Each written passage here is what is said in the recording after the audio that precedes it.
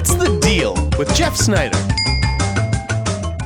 What's the deal with Ant-Man, Marvel's tiniest superhero who proves to be its biggest surprise? Despite all the behind-the-scenes drama, including a last-minute director switch from Edgar Wright to Peyton Reed, I'm pleased to report that Ant-Man is a ton of fun that ranks among the very best Marvel movies.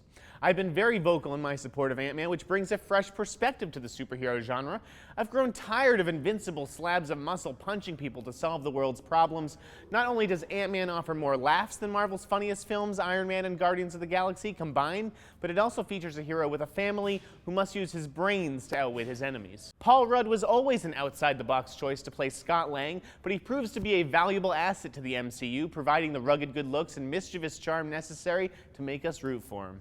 The plot itself is fairly simple. Scientist Hank Pym recruits nice guy thief Scott Lang to steal back dangerous technology he created in order to prevent it from falling into the wrong hands of Corey Stoll's Darren Cross, who plans to sell it to Hydra. To that end, Ant-Man is structured like a heist film. Michael Douglas plays the old-timer. Evangeline Lilly pulls double duty as Rudd's love interest and the inside man, or woman if you will. Michael Pena is the comic relief / muscle. T.I. is the getaway driver. David Dastmalchian is the tech expert. And Paul Rudd is essentially Danny Ocean. Ant-Man gets off to a bit of a slow start and has a patchy second act that gets a big boost from Ant-Man's fight with Anthony Mackie's Falcon from Captain America: The Winter Soldier, but it's the excellent third act that will have people talking and leaving the theater with a satisfied smile. This is probably the best climax Marvel has delivered yet. There are no robot armies falling out of the sky, just giant ants, toy trains, and personal stakes, filmed as the perfect blend of action and comedy. While Peyton Reed does a solid job making this movie his own, it's clear that Ant-Man has Edgar Wright's DNA running through its veins. You know the old saying, it's better to have loved and lost than to have never loved at all?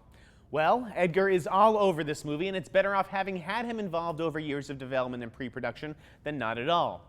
That said, kudos to Peyton Reed for stepping into a very difficult situation and keeping this production on track. It's never easy to be the stepdad, if you will, but he deserves a lot of credit for why Ant-Man works as well as it does. The other person who stepped up in a major way is Michael Pena. I knew Ant-Man would be a heist-driven comic book movie, but little did I know that Pena would steal the show as Luis, a hilarious character with an infectious smile and a special gift for storytelling. Let's hope he shows up elsewhere in the MCU, because I have no idea when or even if there will be an Ant-Man sequel, though early tracking is looking strong.